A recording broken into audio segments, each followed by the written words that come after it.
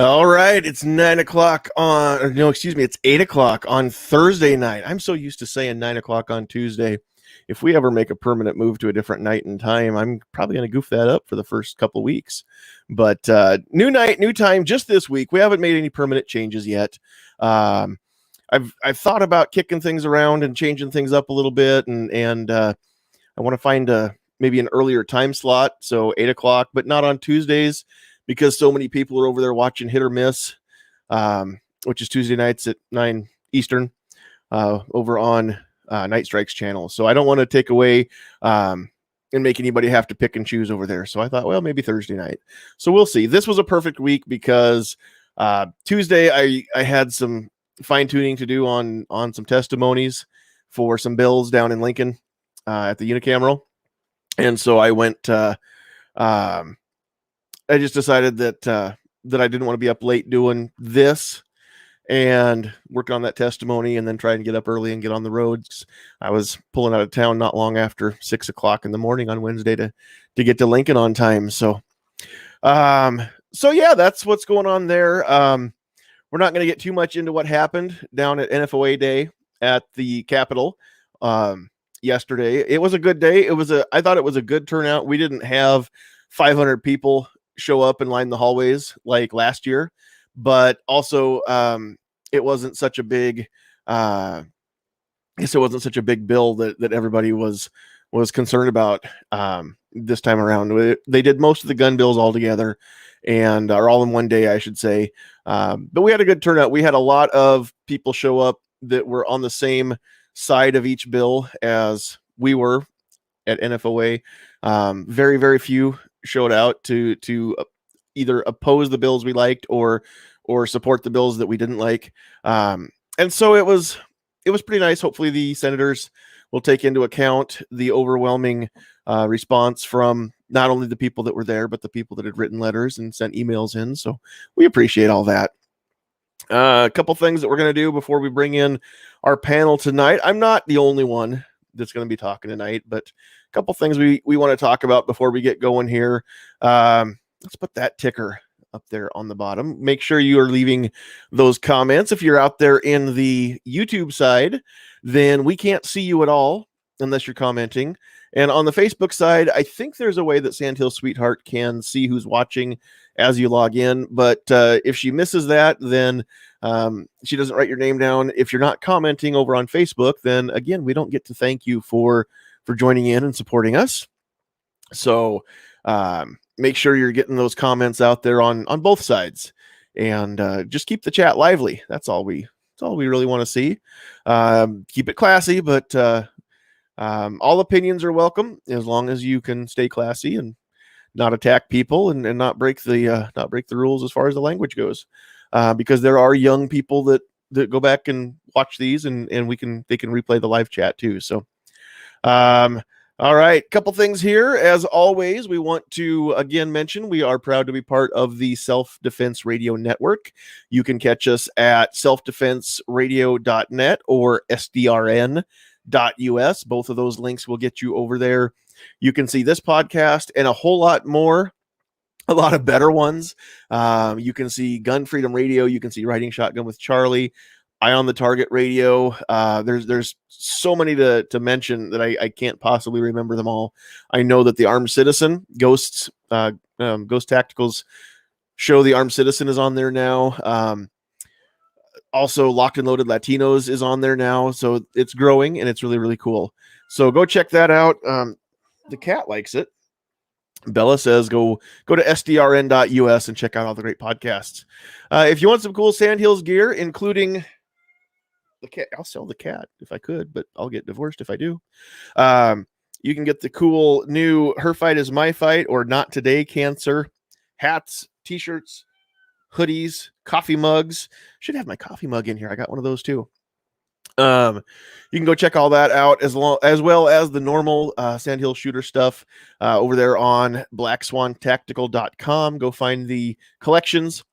Go to Team Sandhills, and then make sure you use the discount code Sandhills, and you'll get 10% off of your order. Okay, you're interrupting. Goodbye. Okay. All right. Get yourself 10% off your order with the discount code Sandhills. If you know people that don't watch or listen on YouTube or on Facebook, then you can always go to anchor.fm/sandhills-shooter and catch us on the audio side as well if you want to. You can find us just about everywhere podcasts are found: iHeartRadio, Apple Podcasts, Google Podcasts, Spotify. I've not figured out how to get us to Pandora yet, so I know somebody asked that once. No, not yet, but maybe one day. So go check that out. All right, and we're going to have a kind of a Nebraska loaded panel again tonight. So we're just going to say hi to people as they kind of came into the room tonight. So we're just going to add everybody up here. First up, we've got coming to us from the capital city, we've got Defense Dad. What's up, sir? Oh, not much. Kind of excited for the show tonight. It was kind of nice to do something after work besides just sit around. Of course, I'm sitting around, well, but glad I could help. And yeah, it's kind of feels like a Tuesday since I'm in here doing this, but I know it's not. So it's kind of my Friday because I'm actually off tomorrow, so I got to go do some shooting. Wow, that sounds great. I'm not. So go have fun for me too, because I'm not going to go do it. I'm going to go to work. All right. Next up, also now coming to us from the capital city, we've got we don't see him very often anymore because of work reasons, and other obligations. So we're very, very happy to have with us tonight the king of the Travi, Travis P11 is here. Oh, please. No, really. You shouldn't have. No, but hey, it's great to be here. This is going to be an awesome time slot for you, I think.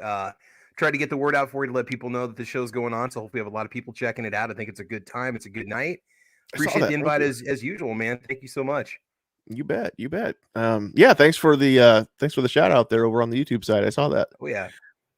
All right. Last but not least, also from the great state of Nebraska, down in the south central area, close to Kansas, and west of anywhere that you've heard of if you're not from this area. We've got Pat. It's Pat and Lily. Yes, Lily is actually running around on the floor tonight, so she might make an appearance. So if you see a little blonde midget running around behind me, yeah, you know what happened. All right. Is she at least clothed? Yes, she is. She does have a diaper, so at least the parts that do not need to be seen will not be seen. So all right. Yeah, thanks for having me on tonight, John. That's important. It's a family show, and we're going to keep the family covered up. All right. Take that down off of there. All right. Let's see who we've got going on out here in the comments on the YouTube side. It looks like Kingpin is here along with G23. They were arguing over who was first. We'd call it a tie, but Kingpin's comment is at the top, so I think he was first. Let's see. Sandhill Sweetheart is out there in the chat, also in the producer's chair, keeping me somewhat straightened out to where I go live almost on time. Let's see who else is here. Defense Dad's out there and in here. Tacos and French fries. I just ate, but every time I read your name, it makes me hungry. Pat's out there and in here. Let's see. On the YouTube side, Schofield 63. And are there more coming in? Guy that comments is in the house. I know there will be more coming through as we go along. On Facebook, I see John Petrolino out there. Glad to have you along with us. We've got Donnie out there. Let's see. Is anybody else on the Facebook side? I don't see any other Facebook comments yet. So, all right. And speaking of John Petrolino, we are live on YouTube and Facebook at the same time tonight, courtesy of Decoding Firearms. Decoding Firearms, an easy-to-read guide on general gun safety and use. Decoding Firearms is a comprehensive guide to aid new shooters and veterans alike to get up to speed on the safe use of guns. With over 115 illustrations and 266 pages of content, this book is very comprehensive. If you're interested in learning more about decoding firearms, you can visit johnpetrolino.com/decoding-firearms. Decoding Firearms is available for sale on Amazon as a paperback or a full-color Kindle version. The pictures in the paperback are black and white. Be sure to pick up a few copies for your friends and family members that want to get into the shooting world, and that is happening more and more and more and more, and we keep breaking records, except for February. We didn't break a record in February, and it's not because people don't want to buy guns. It's because, honestly, I think there aren't enough to buy to break any records. Well, we had to pay So- taxes too, so that has something to do with it, I think. So, Well, there are a lot of people that some maybe of are going us, to get some tax money back, and maybe they will use some of that to find some yeah. ammo or some guns or something like that. So, Hey, Pat real might quick, be can I doing that, talk he about says. the Decoding Firearms book for just a sec? Is that What about it? Yeah, I got a copy of that for my aunt who recently got her carry permit. She's read the book, loves it. So it is comprehensive, but it's not complicated. And I think that's an important thing because she's not a gun person. She didn't know firearms before getting her carry manual or her carry card, and she loves it. Yeah, I've got her a copy. I don't have a copy for myself. I need to get one for myself, but it is a great book. I mean, you don't even have to be a gun person to appreciate the knowledge that you get out of it. So. No, that's absolutely true. And the best thing is, it's not just there's something in there for everybody. If you don't know the nomenclature, the different parts of a cartridge, or the different parts of a firearm, or the basic different actions of a firearm, that's broken down in there, along with not only pictures, but how do I want to say, illustrated pictures with arrows that point to each part, so you know what each part is, and when you say that word, what part that refers to. There's also stuff in there for safety. There's also stuff in there for Second Amendment advocacy. I mean, there's something for everybody, and no matter how much you think you know about firearms, there's one of two things is going to happen if you read this book. Either you're going to learn stuff that you didn't know, or it's a great refresher for a lot of the stuff that you did know. So especially when it comes to the gun safety rules, we're going to maybe have a whole night about that before too much longer, just to kind of get into some of that stuff and some of the nuances there. Hi, puppy. I don't want your slobbery chew toy. Thank you. She just wants attention. But we're going to get into that maybe sometime. But I tell you what, you can never go over the safety rules too much, too often. No, go away. Get down. Now she thinks it's a game. No, I don't have a poor conservative. What?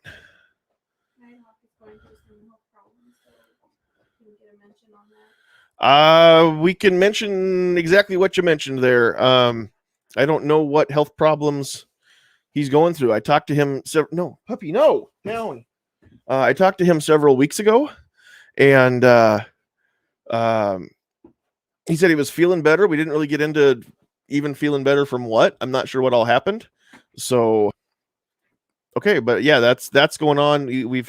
He's been going through some stuff. I have noticed he's not on the interwebs anymore either. So I don't know what's going on there. I don't know how serious this is, but it's when we know more stuff, and if it's stuff that we can share, we'll get that word out there. So I see Yehuda out there on the YouTube side. How you doing, sir?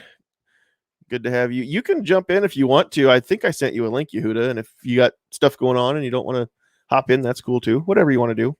I sent out links to about everybody. All right, so I think if I miss anything else, then Sandhills Sweetheart will holler at me.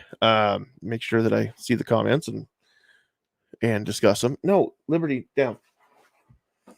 I'm going to have to lock you over in your kennel, and we're not going to like that. All right. So there's a couple things that I want to talk about tonight. Actually, I've got a whole list that I've prepared, but I don't know that we're going to get through all of this stuff. But I keep hearing all over social media, all over not just social media, TV, everywhere, movies. This is turned into a phrase now that people are using that seems to be, I don't know, it's almost become okay, and I still cringe every time I hear this. People talking about their truth, my truth, his truth, her truth, your truth. I'm going to share some personal stuff here because I try to be me, even when I'm on the camera. When you see me out in the real world, I try to be the same me in here as I am anywhere else. Those of you that have met me in person, 2/3 of you on the panel have met me in person, and you can either confirm or deny that, whatever you want to do. But I try to be me. That means that I'm real. I'm not always perfect. I don't always say things that make people happy. So here's maybe what could be an unpopular opinion. My truth is there is no such thing as my truth. There is the truth. Anything that is not the truth is my opinion, my belief, my feeling, my experience, but it's not my truth. If it's subjective, then it's not truth. Truth is absolute. Anything that's not absolute can't be called truth. So we're going to talk about some stuff, and everybody can kind of chime in here. And you guys know the rule. Oh, speaking of which, I didn't show this off. These are not quite available. This is a proof, actually. I got a hold of one of these yesterday from the board member who is in charge of getting the t-shirts, and there's t-shirts, there's some hoodies, some hats, some other stuff that's coming for Nebraska Firearms Owners Association that will be available for purchase. So I wanted to show this off because that is coming. And if you're not an NFOA member, then you need to go to nebraskafirearms.org and go sign up and join. It's free to join. It's always free. It'll always be free. That's part of the bylaws of the organization, that we will never charge membership dues. Doesn't mean that you can't help support us, because we're a nonprofit organization, a 501c4. That means that we can't show a profit. We've got to spend the money that people give us. In the process of doing that means we can always use more. We'll put it to good use. It doesn't go to me. It doesn't go to anybody else on the board. It doesn't go to any of our volunteers. We don't get paid to do this stuff. So your money is going to go back into events and everything else that we can do to help bring awareness, education about the Second Amendment across Nebraska, and fight the good fight as far as getting the good bills passed and the bad ones blocked over in Lincoln as well. So part of that means that you'll be able to spend some money on some cool apparel and swag before too much longer. So keep an eye on that.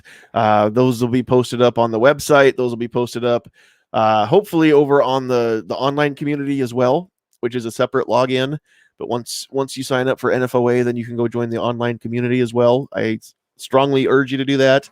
And the Facebook page. So go like Nebraska Firearms Owners Association page on Facebook, and we'll let everybody know when these are available, so we can start getting those orders.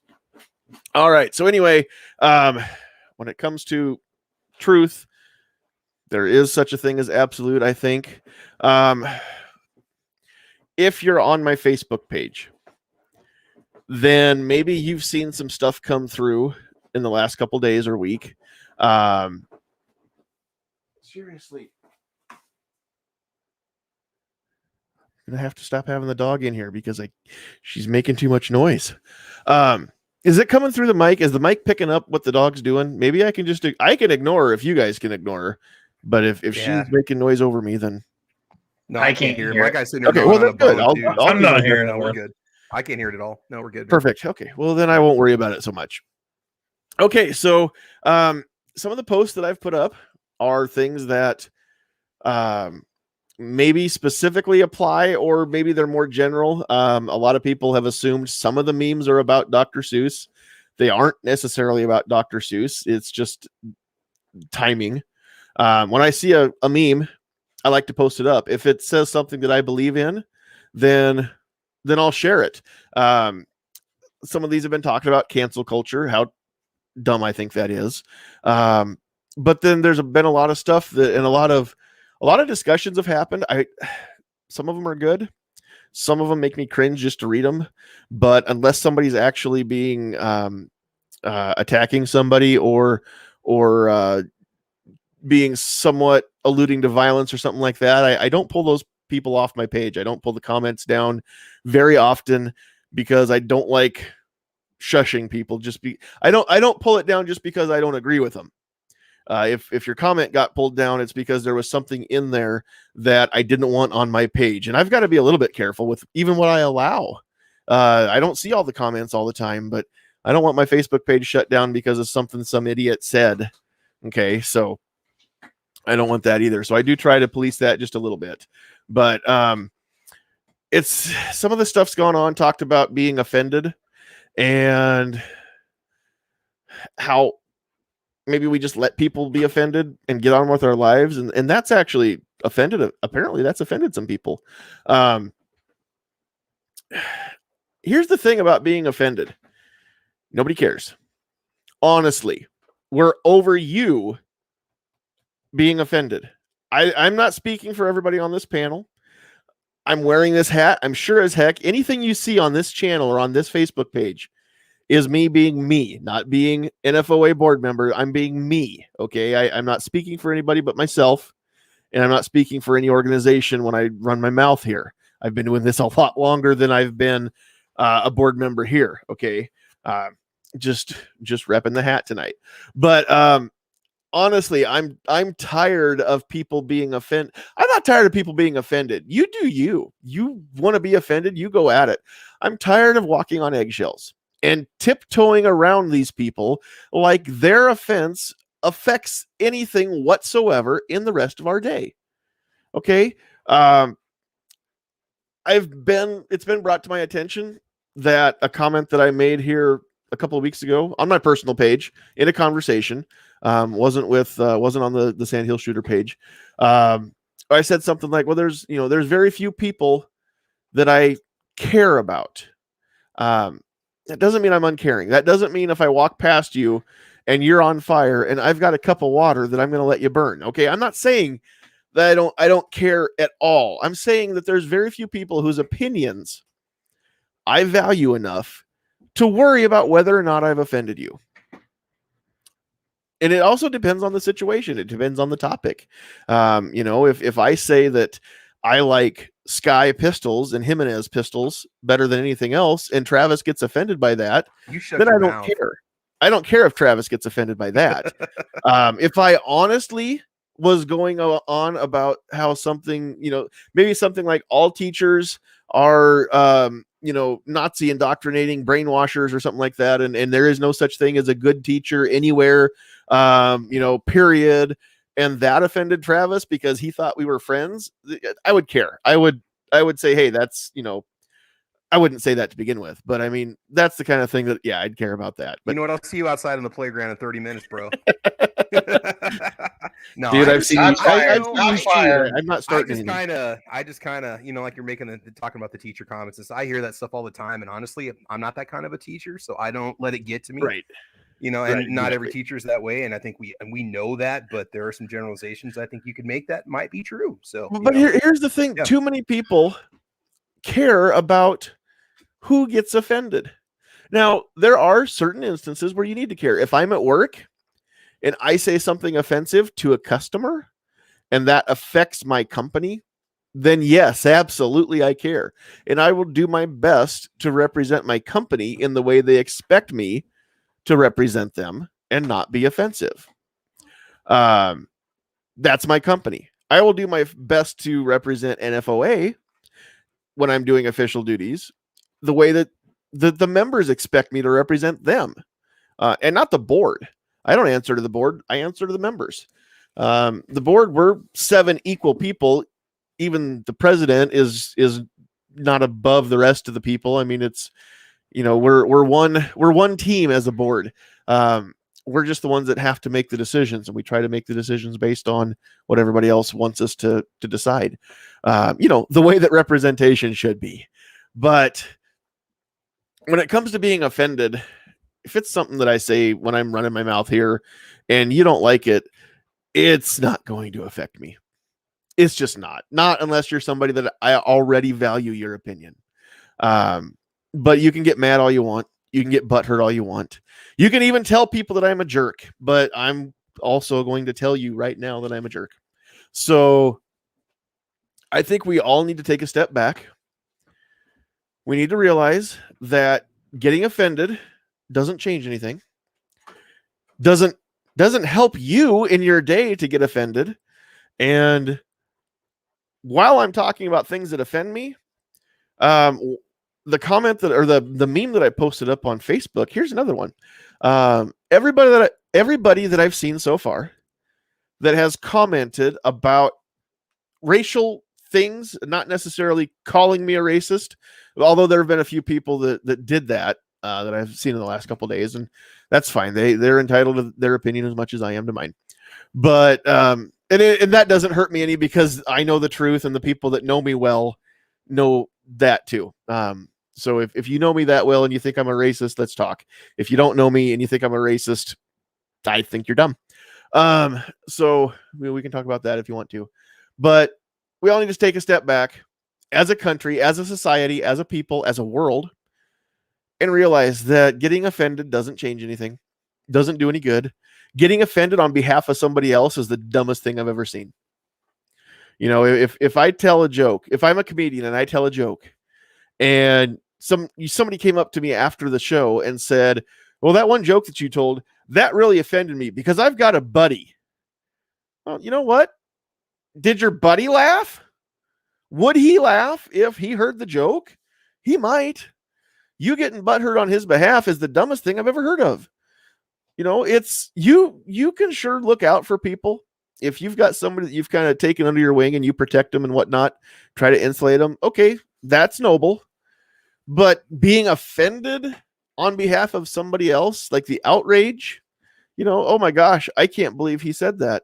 That might make somebody else feel bad. Well, it might. That's how comedy works. That's how the world works.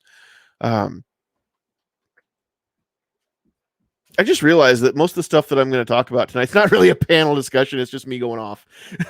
At any point, anybody that wants to jump in, go ahead. I kind of feel like I'm preaching right now, and you guys are just sitting up there in the choir going, amen, brother. Preach it, brother. Pass the plate.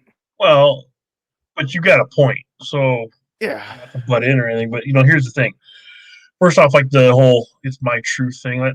I hate these hippie BS phrases of the week and all that kind of crap. I mean, most people use terms like that when they're not you, but when you're on social media, they use phrases like that. Like when I hear them say "my truth," I'm expecting something not truthful will come out of their mouth. To be honest with you, yeah, something completely subjective, like an opinion. Yeah, it's just kind of the point. Like, you know, I have to deal with explaining or teaching my daughter what's right and wrong, and people get offended and say this is right and this is wrong and everything else, and it's just at a certain point things have got to stop. People have got to grab, you know, put on their big boy pants and suck it up and grow a backbone and realize that not everything's offensive. You got to stop inventing things to be offended by. And I spend most of my day, I'm in sales just as you are. Mm-hmm. I spend most of my day having to watch what I say so I don't get in trouble at work.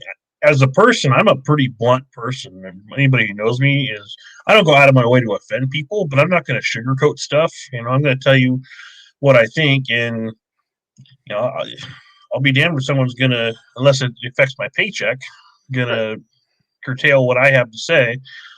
And I don't, I mean, that makes me sound like a jerk, and I might be a jerk sometimes, but most people that know me, I think I'm a pretty decent guy, although I could be a little bit rude. I mean, well, a little bit blunt, I should say. And yeah, though, I'm the same way. I'm not going to go out of my way intentionally to be offensive. I mean, I've seen people that were like that. I mean, especially a lot of comedians that I've listened to over the years that intentionally tried to be offensive, and it worked for them. I mean, that was their shtick. They said the things that half the room went, "Oh, I can't believe he said that," and the other half are rolling in the aisles because it's so funny. So that's been their thing. And if you don't know before you get into that person's comedy show that they're offensive, I mean, that's kind of on you for not doing your research too. Flipping through Facebook and seeing a meme that somebody shared that I posted, and then somebody shared it and you saw it, you know, in your feed because they put it up there. Again, that's not me going out of my way to offend you. You just happen to see it. You could just as easily scroll past it. In fact, there's even a button on Facebook that lets you remove a post and you'll never see it. You can even remove hide everybody. I mean, everything from a certain person, to where if you don't like what I say, you can hide me and it'll never come through your feed, no matter who shared it. So it's not like I'm going out and sending this stuff to people's inboxes and forcing them to look at it. Yeah, But some of this stuff, the whole thing with Coke, right? You know, the trading comments. My company's doing stuff like that too. We have to go through these sensitivity trainings, and it's just like they're making everything just like you can't say a normal comment without people making innocuous things racist or against LGBTQ. It's like it's ridiculous. Again, not going out my way to offend people, but like it's right, just again, it goes back to that having to walk on eggshells and being worried that every little thing that you say is going to offend somebody in some way, that they're going to be able to find something that they can be offended, which honestly, a lot of people are looking for reasons to be offended. And if you're looking, you'll find it. I mean, you're only limited by your own creativity in that case. Brings me to another thing that's been brought up in some of these conversations that I've seen. Some of them I've been part of, some of them I've just let go. One person I did block because they were talking about how they can't wait for us all to die so they can pee on our graves. And I'm like, that's enough. I'm tired of that, because that's really getting close to, the next step up escalating from that is a threat. And we're not going to do that. So I just took that person off. And I very rarely do that. I don't think I've blocked a half a dozen people yet from my page. So it's 4 or 5 now, I think. But hate speech has been brought up. And I've tried to have this conversation, and I realize that a room full of white dudes having this conversation may not go over real well. But here's the thing. I can't get anybody else to come have the conversation with me. I've tried to get people to come in here to sit down and have a real conversation, and nobody will do it. So I'm going to have this conversation. People can pack sand if they don't like it. I don't care. But hate speech, it's not real. We've had a night on this before. And again, I had nothing but old white guys in here. I didn't have anybody else on my panel. And I don't think I even had anybody out in the chat, really. Maybe 1 or 2 people that weren't old white guys. And so that's predominantly who's watching and listening to this, honestly. And I can't control who watches or listens. It's that's up to you. If people want to watch or listen or not. But here's the thing. I think hate speech is not real. I think it's a made up term. Hate speech is like an assault weapon. It's whatever you want it to be. And that's the problem that we have. So here's another one of my truths. And of course, I'm saying that tongue in cheek. It's my belief. Okay. This is my opinion when I joke about my truth.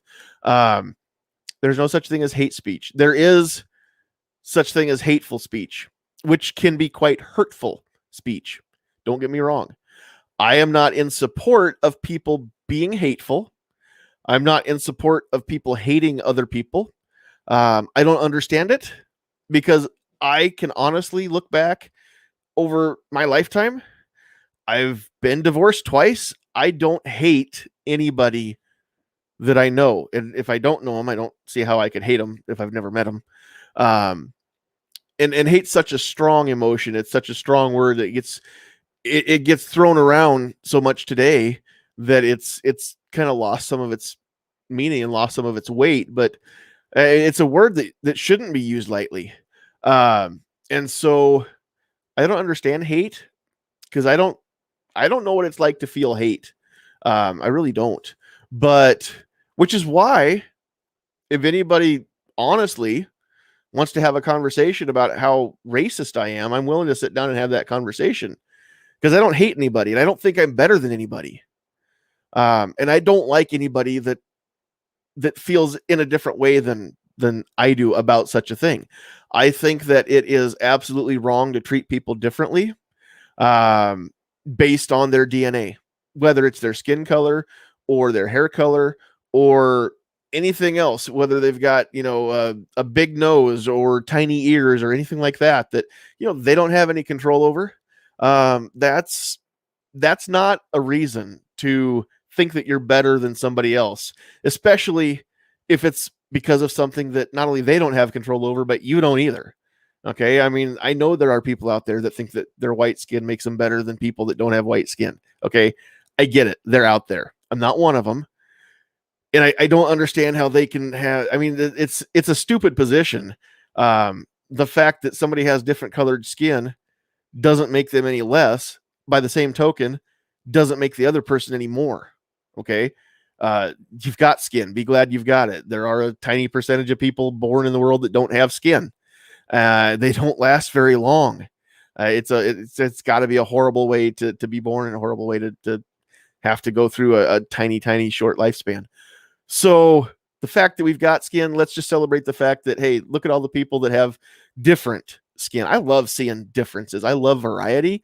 When I look at people, I love the fact that we don't all look the same, act the same, walk the same, talk the same. It's so cool to know that there's different kinds of people out there in the world to me, and it fascinates me, and I love to people watch. So hate speech, not real. Hateful speech, very real. Now, when we talk about hate speech and hate crimes and hate speech being a crime, it shouldn't be.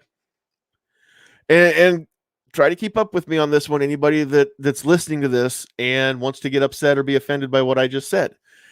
Because here's the problem. Here's the fallacy in banning certain speech or saying that having a law that reads that saying a certain thing is illegal and you can be order or anything like that. First of all, who gets to make that decision? I mean, who's benevolent enough to be objective about such a subjective thing? Because that's open to interpretation, number one. What's hate speech? And here's the thing, I'm not going to say it out loud. I resent the fact that there is a phrase out there in the world called the N-word. Okay. I don't think that word should have any special power. And the very fact that we're afraid to say it on the air means that we've given it some sort of special power that it doesn't deserve because it's such a terrible thing anyway. It's kind of like that. Is it in Harry Potter where the bad guy, nobody wants to say his name, and Harry Potter's like, I'll say his name. I'm not scared of him. He shouldn't have any special power. Well, I kind of feel like that about that word, but in the interest of not getting kicked off YouTube or Facebook, not going to say it. Okay. But let's say that I did say it. Let's say that I used it the bad way, referred to another human being as that word. That would be offensive. And I can understand people being offended by that. And I can even understand people being offended on behalf of other people for that, right? Like, if you heard that and you turned me off because you're not willing to listen to me call people that, I get it. I would totally turn somebody off myself. If I thought that they honestly called somebody that in a way that made it look like they were demeaning that other person and using that word to demean them. Okay. But here's the thing is that's not okay. But if I listen to rap or hip hop music, it's okay then. So now we've got a double standard on that word. Where do we draw that line? Who decides what's okay and what's not okay? How do we keep up? If that word's not okay, then how do we know that one day another word won't be okay? Like patriot or firearm or America or... Now you're crossing a line. You see what I'm saying? I mean... Oh, but those words are quickly becoming not okay. It is. Demonetized. Is it asinine? Is it far-fetched right now to think that that's going to happen? Possibly. With things the way they are right now? No. But we've seen changes in the last 2 years that I never thought I'd see in my lifetime. And so is it plausible that the current administration, the current Congress, the current Supreme Court wouldn't allow for that, but 10 years from now, 20 years from now, we've got completely different people in all three branches of government, and they, having been raised on the premise that certain words are bad and certain words can be outlawed, go ahead and move on other words. That's plausible to me. We have a First Amendment that says that you cannot be imprisoned for saying things. That's put in place because before we were granted our independence, we were subject in this country, well, in this, I should say the colonists were subject to imprisonment if they said bad things about the king. It was illegal to speak ill of the king, of the crown. And that was one of the things that our founding fathers wanted to make sure that was protected by law in this country, that you could speak out against the government all you wanted to, and you couldn't be locked up for it. Now, we all know that there's nuance there, right? People always want to try and pull out the argument at this point and say, well, there are certain things you can't say. You're right. There are. You can't say that somebody should do something violent towards somebody else. You can't say that you're going to do something violent towards somebody else. That's a threat, right? The first thing is inciting violence. The second thing is threatening. You can't yell fire when there isn't one in a crowd of people and cause a panic, and somebody gets hurt as everybody panics and tries to run away. That's on you. Okay, you're right. Those actions are punishable. But that doesn't mean that we take away the word fire. That doesn't mean that if we say the word fire in the correct context, it's illegal. So it's not the word that is the problem. It's the irresponsible use of the word. If the word is used responsibly, then there's no problem. All words, if they're used responsibly, need to be left alone. You have a responsibility to not cause other people to get harmed, right? If you say something that's not true about somebody, then you're guilty of slander. That also is punishable, and you can get into trouble for that. But you should never get into trouble for stating an opinion. There should never be an opinion that's off limits. That means that sometimes there will be people whose opinions do not agree with yours, do not agree with mine. The opinion that certain people are better than other people because of skin color or hair color or ethnicity or anything, religion, anything like that, I think it's dumb. I think it shows a lack of intelligence. I think it shows a lack of morals. I think that it should be protected by law. I think that people should have the right to be racist. I think that people should have the right to be hateful. I think that people should have the right to think and even say what they want about other people, as long as it doesn't incite violence or become a threat. And so that's just what I say. Here's the biggest reason for that. If we start picking and choosing what words are okay and what words are not, then all of a sudden we don't have free speech. And it's if one goes, then all could go. The potential is the precedent is there to take away other words. And we've seen that with our gun laws. So that's why I say you either have all words are protected, or you have no words that are protected. Anything in between is complete and utter stupidity. Because if you have a certain word that's okay, but a certain word isn't, well, it's just a matter of time before the first word isn't that wasn't okay before is, right? And other words now aren't. We've seen that, I think, over the course of my lifetime. There are things that people are saying on TV now, especially after 9:00 Central Time. It's 10 Eastern is the cutoff. Anything that comes on the air after 10 Eastern, you can say things never would have been allowed on TV when I was a kid growing up. Even in the middle of the night, wouldn't have been allowed on network television. Exactly. That's why certain shows didn't come on until in Central Time, 9:00, like NYPD Blue. Some of the first words of bad words I ever heard on TV were on that show. And it was a restriction that got loosened up by the networks, that after 9:00, then certain stuff, even a bare butt, could be shown on network television in a TV series. Now you can hear 4-letter words that start with S, even on network TV shows after a certain time of night. And it's that never would have flown earlier. So we've taken a bad word, and I won't say it's okay, but it's more okay. It's kind of okay. Words can change. We've taken other words that used to be commonly used. They're not okay anymore. And they never should have been okay in the first place in some cases, but they're definitely not okay now.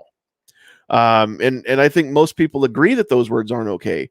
But again, in some pop culture, especially in the hip hop and rap world, well, then that word's okay because context matters, right?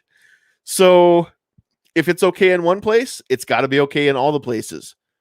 It's just the way it's got to work. I feel the same way about guns. You either don't ban anything or you ban everything. There can't be a third direction.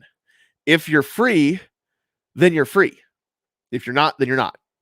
There's no third option there that makes any sense, because then again, we don't have a standard that we can always hold things to, because it changes. It's wishy-washy, and that we can't have that. That's why we have so many cases in the 2A world that are going to Supreme Court, or we want to get them to Supreme Court, because one federal district judge has ruled one way, a different federal district judge has ruled a different way. Now we've got conflicting rulings on the same law, and the Supreme Court has to decide which way it's got to be, because we have to decide which way it's got to be. And then we stick to that moving forward. That's what legal precedent means. We've got to do the same thing with words. We've either got to decide if words are going to be allowed or words are not going to be allowed. And if we allow words to be taken away, then we have to be okay with all words eventually being taken away. The potential has to be there. You have to understand that. You can't just say, well, I'm okay with taking away this word because I don't like this word, but I don't want any of the rest of the words taken away. Well, as gun owners, we understand how that works, because we've seen people say, well, I don't care if you take away machine guns because I can't buy one anyway. I don't have that kind of cash. So I don't care if you take away machine guns. Doesn't affect me. Or I don't care if you take away AR-15s because I don't own one. Doesn't affect me. Well, look what's happening. That's not where it stops. That's not where it ends. They see how easy it was to take away one thing, and they push to take away another thing. They keep pushing to see where those boundaries are, to see how far we'll back up. The same thing's going to work with words. So, all right. Having thrown all that out, I feel like I'm doing a lot of monologue tonight. Anybody wants to jump in? Yep. Go ahead. Yep, I'm going to throw a little something out here first. I'm going to go back to the Bible and say, he who is without sin cast the first stone. I do. I always cast the first stone. You're right. Okay. Oh, man. I'm just saying. And you're right. I mean, that's kind of the way it is right now. All these people running around talking about their truth, your truth. Well, there is no truth. There is the truth, and then there's your opinion. Right. And that's the first time I heard it was on the Ben Shapiro show, and it made the most absolute sense to me. And I was like, he's 100% right. So wait a minute. Because, are you saying that Ben Shapiro said something that I said? Maybe. Wow. I knew he was smart. I didn't know he was smart. I honestly think I heard it there first. But that could very well be, because that sounds like something that he would say. Yeah. But anyway, what I'm getting to... Yeah, go ahead. No, I was just going to say, along with his famous phrase that everybody in the 2A world wants to quote is, facts don't care about your feelings. Exactly. That's another one of my favorite quotes. It doesn't get misquoted. It does get misused a lot. Yes, it does. And that's what a lot of these people running around saying all this different stuff. It's like, okay, everybody screws up every once in a while, but you got to stop and think about what the hell you're actually talking about.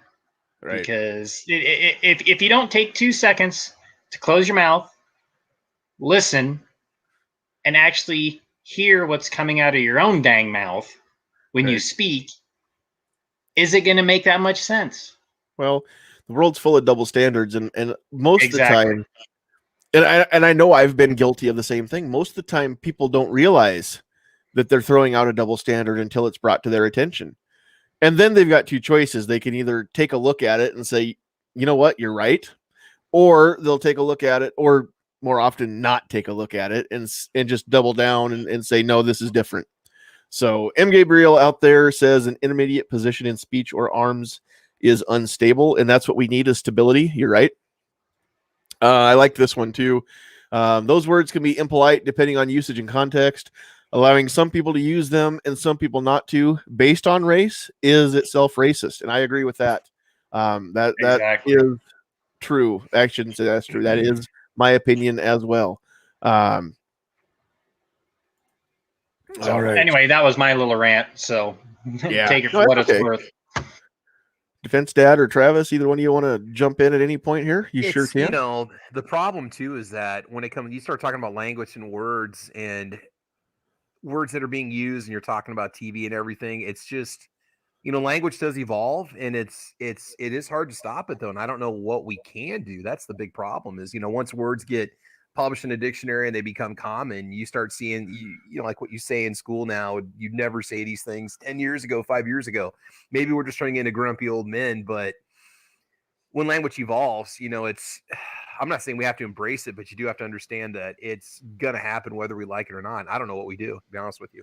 Well, and here's the thing, Travis, you can attest to this being a teacher in a classroom setting. Yeah. And Defense Dad and Pat both can attest to this, I'm sure, being dads. But when you tell, especially kids, especially, a group of not yet mature humans, right? That's what kids are. They're not mature yet. Yeah. And I know that I'm not yet either, but one day.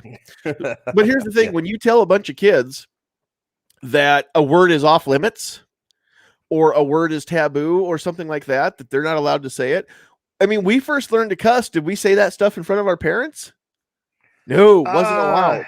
Right. I think it kind of, it depends on the family, but Right. I usually didn't, but no. Yeah. Just about I everybody. would get grounded for saying fart. I mean, so I mean, Right, they I would say remember those things, saying, but I wasn't allowed toot. to. That was different. When I was a kid, we had to say toot because we couldn't say fart. Wasn't allowed. Yep, And been there. So here's what I would say is, while I agree with you that words shouldn't be taken away, there are some words that if you have it, I mean, if your moral compass is pointing the right direction, you just know you're not gonna say, because anymore there's certain words that aren't used in good context, and if you have a half a brain on your shoulders, you know that. Right. So do I think people should take it away?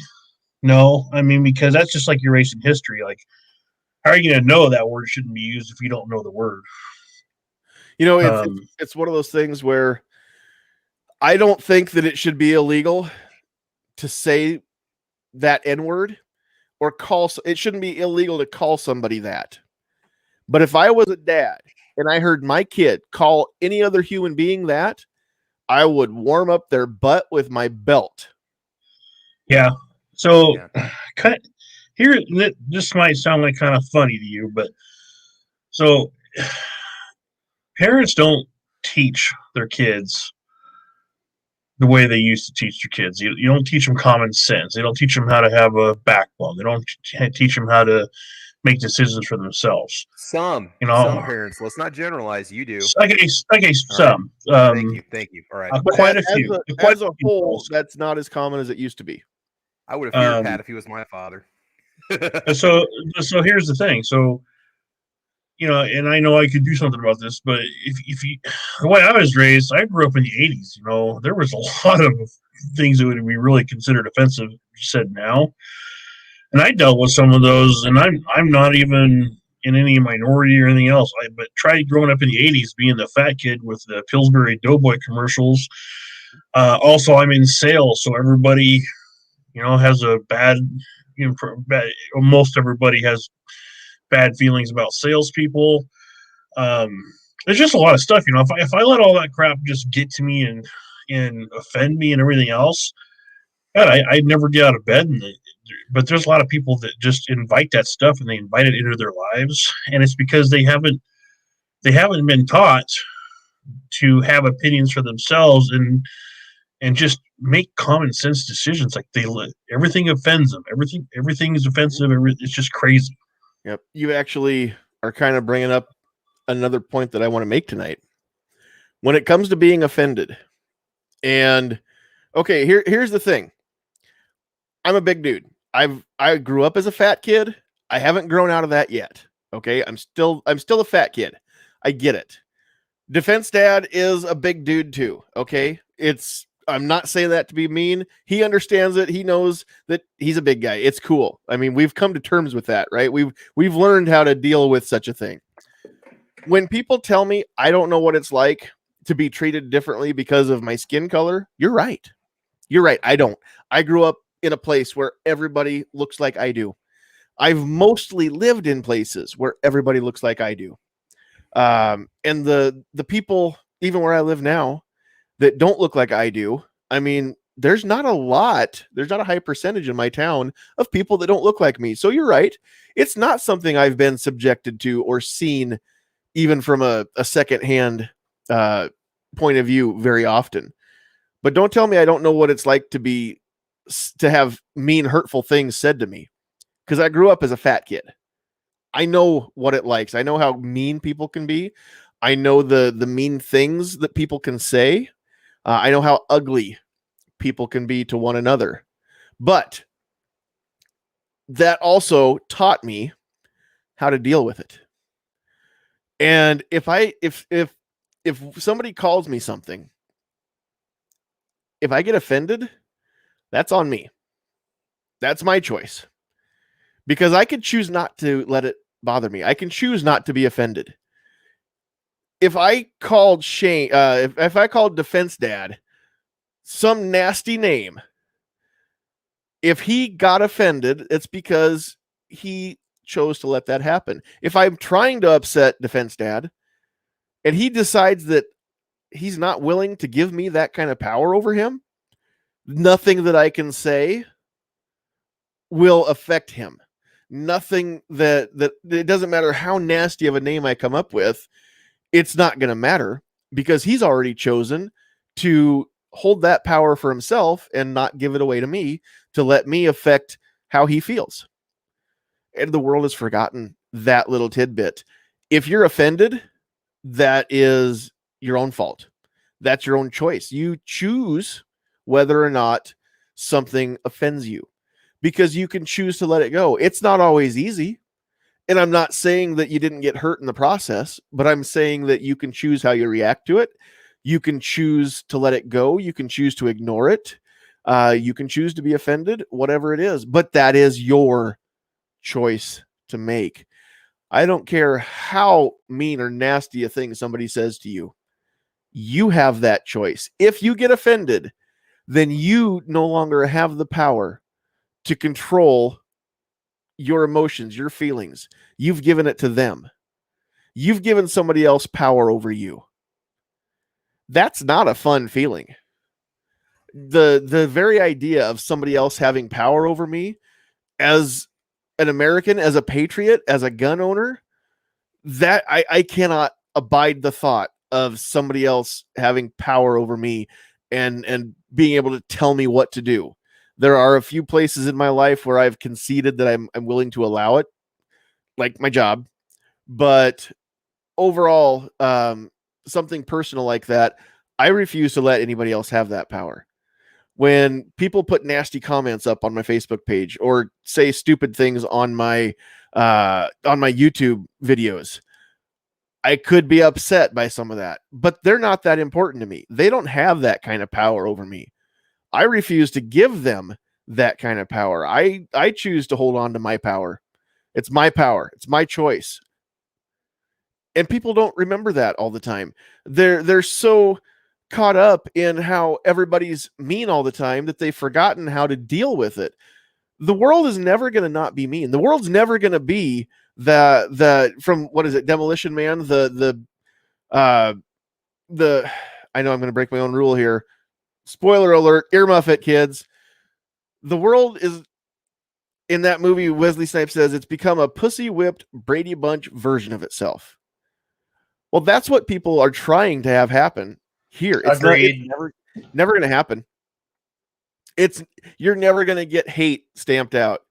You might make it to where people hide it, but you'll never get it out of people's hearts. There's always going to be people that don't like other people. It's impossible to root it out. It's just like the gun argument. You can take away the guns from all the law-abiding people, but you can't take away the guns. They're going to be out there. You can't unring that bell. You can't unring the hate bell. You can teach your kids to do better. You can expect more of your fellow citizens, but that's it. You can expect more, but then again, if they don't give it to you, it's up to you. So, I mean, it's just, that's one of the things that I wish more people would teach their kid, is that they have power. They have the ability to not be offended by something. And anytime that you let somebody else offend you, then all you've done is said, hey, you have power over me. And again, I can't stand that thought. So, yeah, I'll flip the script on that. Go ahead, Pat. I'll flip the script on that really quick. Back in middle school, I shot up and I was taller than any of the boys, or except for one girl, and she got made fun of just like I did. I shot up to 6 foot quicker than anybody in 2 years. It took everybody 2 years to get the height on them. And I weighed 135. So I was literally the bean pole, the fence post, the telephone pole in there. But I learned really quick that you have to shrug that stuff off and you have to flip the script on everybody. Okay, yeah, I'm taller. I may not be very big. You may be able to, a big gust of wind may be able to knock me over. But guess what? You just got to flip the script on people. You just can't let it get to you. You just can't, because else, just like you were saying, it just gives them the power. And but at the same time, there was a lot of things that I could do that they couldn't do either, because I could slam dunk. And everybody else was like, and I was like, boom! Yeah, once PE started, everybody would have had on their team, right? That's right. Yeah, pretty much. First. Right, and then Pretty there's much. John and Travis in the corner, shirts and skins, right? Yep. Oh, I hated that day. Oh, that was the worst. I was sick that day. That what was worse, that or the mile run? I don't know what I hated more. I was sick that day too. Tums. Yep. I was sick after the first quarter mile. Okay, so question I got for you then. If somebody says something to you and it's ignorant and you think it's wrong and you do find it offensive, what do you say to that person to point out their ignorance, or to explain to them that you feel that their opinion is wrong? Or do you simply walk away and not try to change the world? At what point? Because if you hear some blatant ignorant comment, whatever it is, and you want to say, look, I know I am this kind of a person. It's not like that, or my whatever. Somebody says something and you think it's wrong. Okay, how do you not approach that person? Because I'm not gonna say you're offended by it, but you want to try to tell them that they're not right. That answer is so complicated. It literally comes down to so many different variables. It could be the day, it's my mood, it's what they said, it's who they are, it's where they said it. Yeah, if it's their upbringing, you're probably not going to change their attitude or opinion no matter what you say to them, because again, they don't care. You definitely have to know how to pick your battle. Here's the thing. Some of the comments that came through my Facebook page in the last couple of days on some of these posts, I think that's what people were trying to do. They thought that they needed to have that teachable moment with somebody else in the comments, with me, with it kind of varied. It depends on the person. If somebody is willing to actually have a conversation, which also I've complained about this for a long time, that's rare. People don't want to learn. They want to set you up to drop the mic on you. That's all. Everybody's looking at you, or scream. but everybody's looking for that, that mic drop moment. They don't want to be educated. They want to be right. Some days that's my mood. Some days I see stupidity and it's fine. I let it go. Other days it hits me wrong and I make a comment and I don't really care if it hurt their feelers or not. You can usually tell by the comments what kind of mood I'm in on a given day if you're watching. So sometimes that's my outlet. Sometimes I vent there and then, I'm good and I'm done. And other times I've been reading these comments, all day long. And at the end of the night, it's just, I'm so tense because I haven't let that out somewhere. Usually Sandhills Sweetheart is my outlet, and I grump about it and then it's done. I mean, she sits there and listens. She's great at listening to me go off. It's reason number 868,224 why I married her.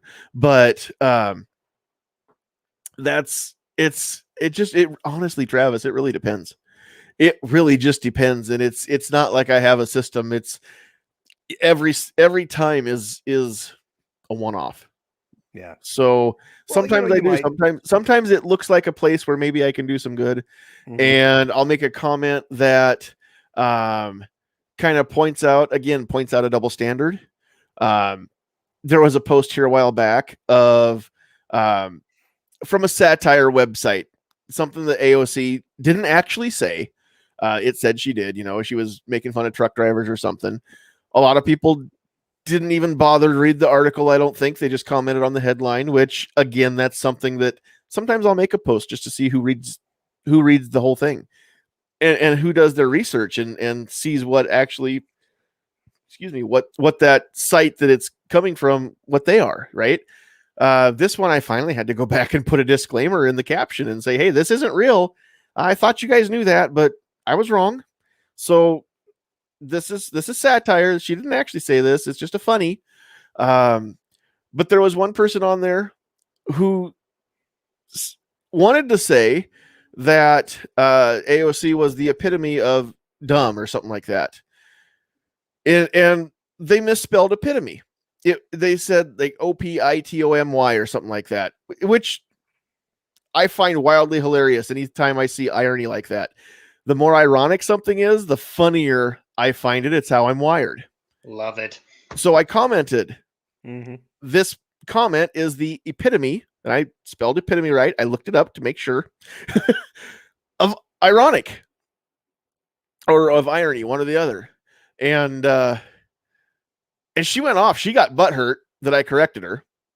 And we had this nice little discourse of, how eventually she called me a few names and said that, my page was worthless and I was probably going to shoot myself in the foot or something, and how she didn't, she wasn't going to waste her time. And I'm like, but you're still commenting. Like, you're only making this worse for yourself. Sometimes people try to be trolls, but they're not any good at it. I got one guy on Facebook that I thought we were cool, and then I made a post that butt hurt him, and he called me all kinds of stuff, and I still didn't ban him. He's entitled to his opinion. He can think bad things about me. Again, I don't care. I'm not going to give him that kind of power. He's still there. He's still making comments. Apparently we're good again. I never offered an olive branch, so he must have just decided to get over being butthurt. But that's just the way things are. Sometimes I've got more important things to do than care about your feelings, people. I'm sorry. I love you all and I want you all to watch and I want you all to share. But yeah, I'm like Doc Holliday. My hypocrisy knows no bounds. So, it's just one of those things where, yeah, that's a great question though, Travis. What do you do? You've been doing YouTube a long time. I know that you've gotten some trolls and some nastiness. I kind of let it go. Do you read your comments? I don't. I responded back, and I'm not lying to you. I got my little year-end summary from YouTube on how many comments I responded to. Something like 23,000. Okay. I'm serious. I could show you that. What percentage is that? I don't know how many comments you get in a year. Probably 1 million. Now I have no idea. I mean, because I'll go back, and those are the ones that don't. Those are the only ones that pushed through to my phone. I mean, that seems kind of crazy, but Okay. now some of those could have been responses to responses to responses. Multiple responses back. Right. But I leave them unless it's something that's somebody's trying to push some sort of whatever, some sort of Nazi propaganda or something that's threatening or terroristic, or I do respond back, and it's kind of funny. I've had people I've responded to, and we've had a discussion, and they said, "Oh, hey, well, I'm going to sub your channel." Like, man, you're fat. I'm like, really? I didn't know. I mean, I've been buying Big and Husky my whole life. I didn't know that. Really? Oh, I was just having a bad day, bro. I'm sorry, man. I'm going to sub. I'm like, okay. But no, I just, I'll respond back, and I just ignore it, or I respond back and leave it. I mean, you should see some of the comments people leave on Caliber Corner, what they say about you guys on the panel, and I leave it. And some of you guys respond, and some of you don't. I'm like, I'm not gonna stoop to your level, and or I'll respond back, and they won't respond back. It's like, okay, troll, you brought it, and now you don't want to finish it. So I just let it go. I mean, the majority of and every time I get a comment, and I'm not trying to be all high and mighty, but every time I get a comment, send a cleaning video. Hey, this video helped me a lot. Thanks. It's my first gun. I appreciate the help. Great. Cool. I don't care if you subscribe or not. I'm like, great. Hey, that makes me feel better about what I do. Right. That I'm able to, I focus more on the people that I can help, that like what I do, that I can have a good conversation with, that I can assist on things, than I do the negative comments. And the majority are not negative, but there's days where you'll get 5 or 6 or 7 comments first thing in the morning. And it's just like, oh my God. Mm-hmm. I got a few people that consistently rip on my videos all the time. If I don't, whatever, I don't publish something they don't like, or the product's not made in the USA, they rip on me for it. And I still let them do it. I'm like, hey, you're entitled to your opinion. That's fine. I just realized that's just, and I've said to him before, if you're this miserable, why do you say subscribe to my channel? If all I do is make you mad and angry, do you enjoy this? Why do you keep watching my videos? I try to thank people for feeding the algorithm. Yeah. Oh, and I'll say, hey, that thumbs down, appreciate it, because I actually make more money off that, because YouTube saw that as a valuable interaction. And that shows you cared enough to watch my content, to watch their ads, to to thumbs me down. That's all YouTube cares about is, did you watch? They don't care if you liked it or not. Did you watch it? Okay, good. Well, we'll and I'm just saying, people need to understand, as a content creator, you've got to get used to it. And I've gotten better with it. I try not to let it bother me as much as I used to. I've had a couple times where people have accused me, the whole ammo thing with Foos, of, oh, you're just padding a good review because he gave you ammo. And I said, no, I bought it. Oh, no. You're just shilling for him because he gave you 1,000 rounds. So I actually did a video where I showed my PayPal receipt that was timestamped for when I paid the guy. And so like I'll go back. I shouldn't even have to do those things, but I feel like I should, because it makes me mad, because I don't want somebody to think that I'm doing those things, So right, and that's, I mean, just okay. So I know that saying this, I run the risk of giving power to other people to affect me and my mood, right? But you can call me fat, you can call me ugly, you can call me dumb, uneducated, whatever you want to call me. These are things that I know. You're not calling me anything I've never thought about myself.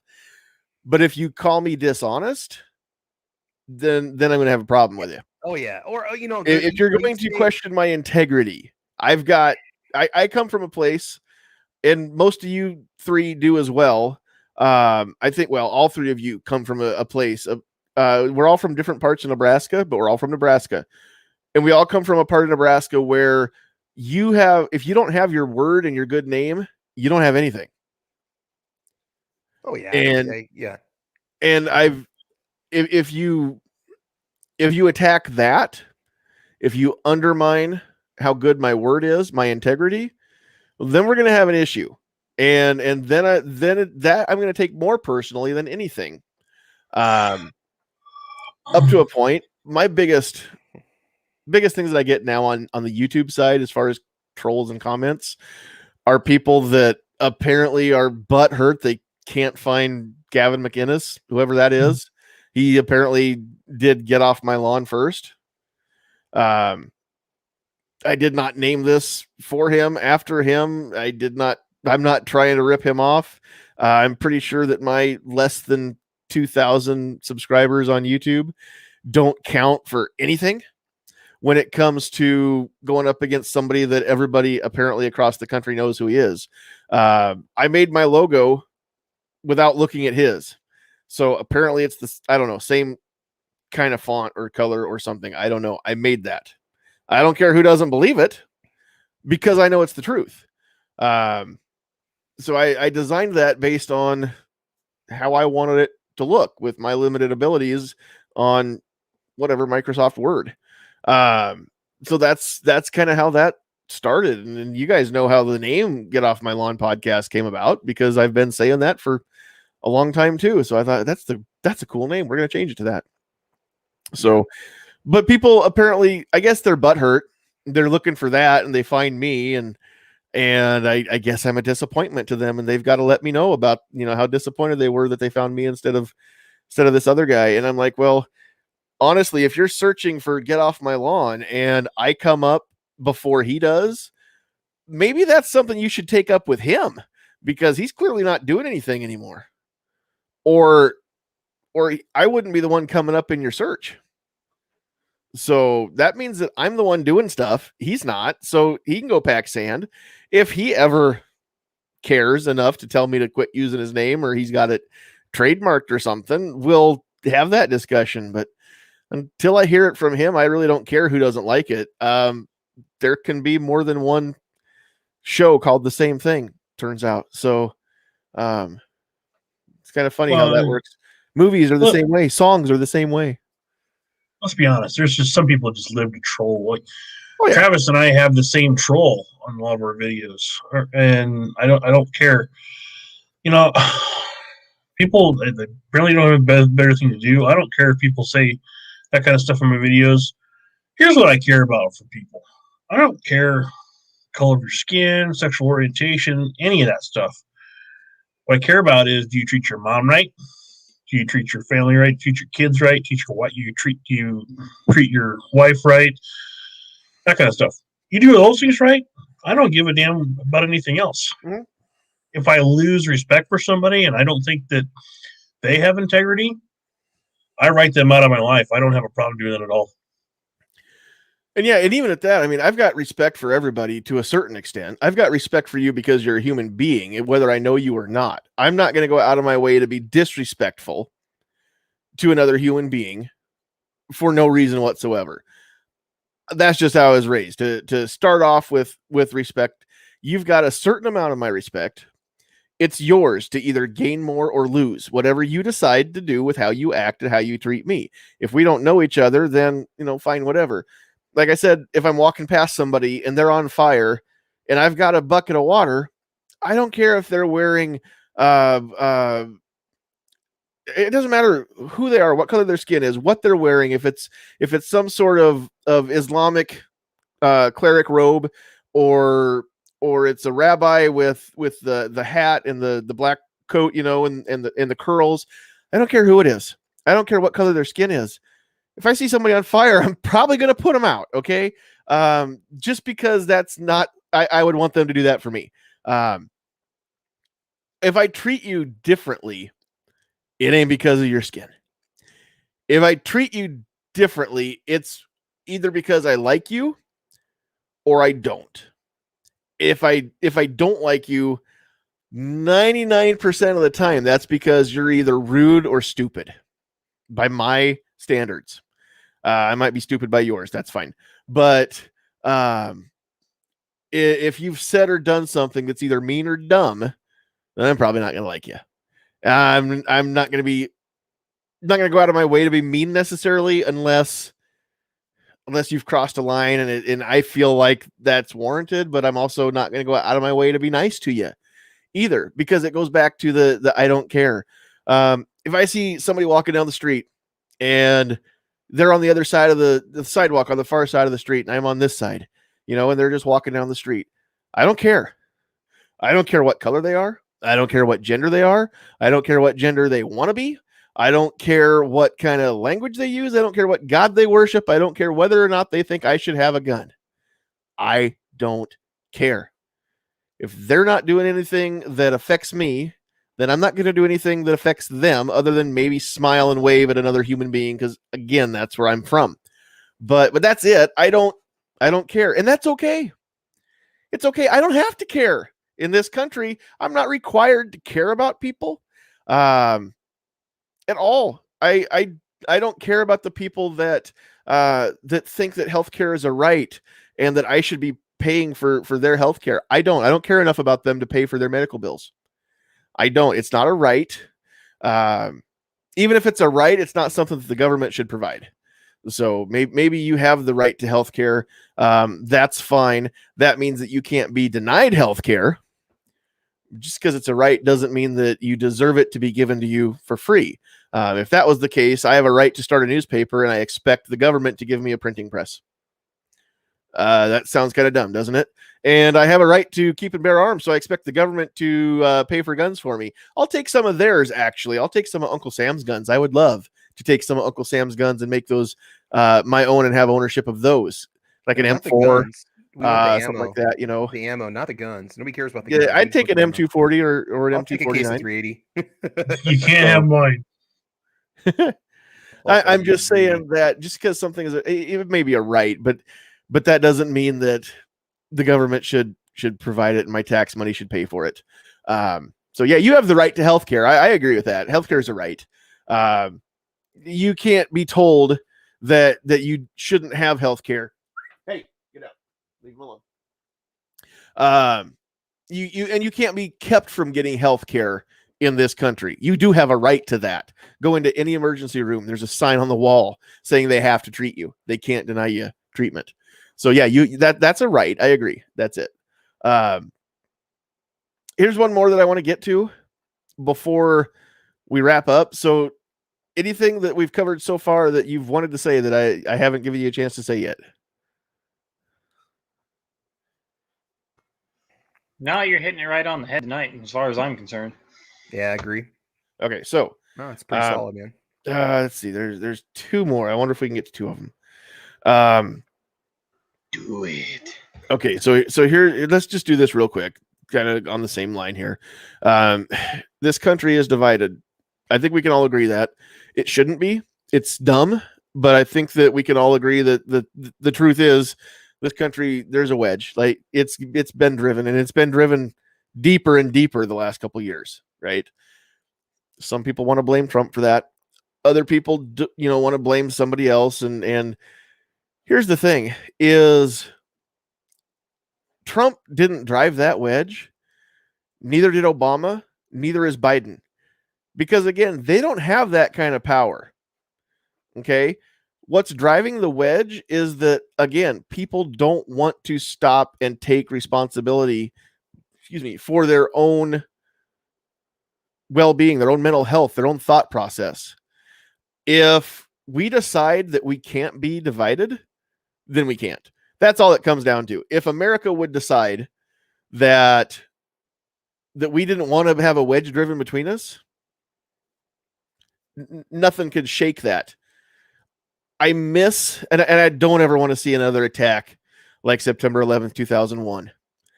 But do you guys remember September 12th? I miss 9/12 America. We had a common enemy. We were united. I saw people from New York being nice to each other. And I didn't think I'd ever see something like that on the news. But I saw New Yorkers standing hand in hand, arm in arm. They didn't care who they were locking arms with to show unity and show solidarity at that point. None of us did. You couldn't, by the end of September 12th, you could not buy an American flag in a store. They were all sold out. By the next week, the websites were all sold out. I mean, they in online shopping wasn't as big a thing then, but it was there. But I mean, a week later, there were no American flags to be had because everybody bought one and was flying it. And it didn't mean anything, but we're Americans, we're one. We all are resentful that we got kicked in the teeth and we didn't see it coming. We got sucker punched. So I miss that kind of unity. I miss that feeling that I don't care who you are one of us and I am one of you. And we are all Americans. If we could get back to that, and I don't think it's too late. I think that anybody that thinks that we're a lost cause should move out of the country. You are the lost cause. You don't need to be here. We need more people that are willing to work together. And honestly, I'm not going to necessarily go around the horn, but I'd like each of you to weigh in on this. I don't know anybody who actually, to my knowledge, I don't know anybody who thinks that a person's skin should be a reason for them to be treated differently, or a person's ethnicity or their country of origin or whatever it is. I make jokes about people from Iowa, and that's what they are. They're jokes. But in all honesty, I don't know anybody who is a white supremacist. I don't know anybody who thinks that one race is better than another race. Okay. And to my knowledge, I don't know anybody that feels that way in their heart. Do any of you actually know anybody that feels that way? I've known people in the past that do feel that way. They're out there. I don't hang around with them. They're not part of my inner circle. But they're there, and it comes from ignorance. I mean, well, that's my opinion, but Sure. Yeah. Pat, I'm going to ask you. I'm going to let Travis go last here. I mean, do you know anybody? And I'm not saying you associate with them, because I'm like you, Defense Dad. If I knew of somebody like that, I wouldn't hang out with them either. But Pat, do you know anybody that you're aware of in their heart really believes that skin color makes a difference? Yeah, actually, I have back in my previous life as a diesel mechanic, we had a bunch of guys in and out of there, and some guys with certain tattoos and stuff. And trust me, they lived up to their tattoos on their body, and those weren't people that I cared to associate with. And I'll throw another little caveat out there.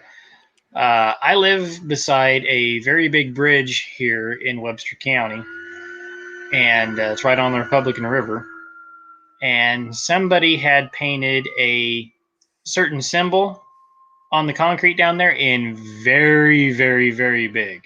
Like a swastika or Yes. okay. Yes. I wasn't going to say it, but yep. You can say swastika. That's not a banned word. Well, I just again, we're not going to give it. We're right. Only exactly. because I get kicked off YouTube do I give that other word power. Right.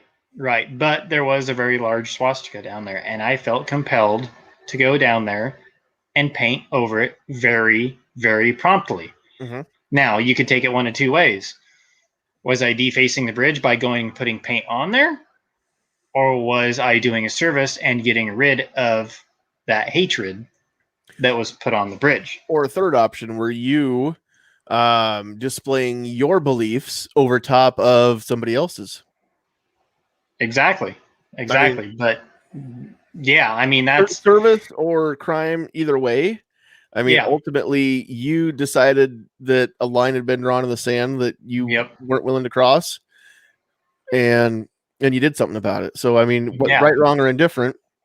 Right, and exactly that. And it's a very big beach area where a lot of people go and frequent during the summer, where a lot of people tube and tank and go down to the beach and have beers. And it's a lot of people that I know, and even out of towners come down there because it's really huge down there. Mm-hmm. I'll be there. And that's summer, just something that I just can't stand to look at. So it's just one of those things. I have to get rid of it. Right. So now, Travis, I wanted to ask you last because of what you do. Mm-hmm. You probably better than anybody else on this panel tonight have kind of a front row seat to how ugly people can be to another group of people, right? Yeah. And for those of you that don't know, Travis teaches Spanish class, but I'm not talking about, ¿Dónde está la biblioteca? I'm talking about level 1, I mean, it's right, kind of in the curriculum, but yeah. You're teaching Spanish class to people that speak Spanish, not to people that speak English. It's not Spanish as a second language, right? Not so much now. Not in my new location. No, it's flipped 100%. Okay. So so now it's people that are learning the language, but before the majority of my students were already fluent. And in the old school, it was okay, predominantly Hispanic. Yeah.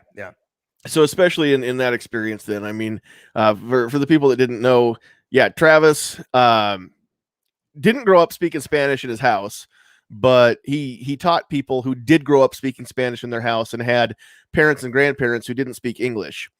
So you saw firsthand the experiences that your students had, maybe coming into town as a new kid, learning how ugly certain people could be towards other people. So I'm not going to ask if you've been around this, because I know you have. But as a rule, I mean, did it happen with a lot of people, or did it happen a lot with a small number of people in that community? And I know that's kind of a unique community, even in Nebraska. Yeah, in the prior community that I was in, and I also experienced this working in the beef packing plant. I spent 5 summers doing that so I made my money for college, working in Schuyler, Nebraska, actually. There is racism between people of, I guess you could say, a particular race or ethnicity that's not white. There is racism between groups from different countries, depending on where people come from.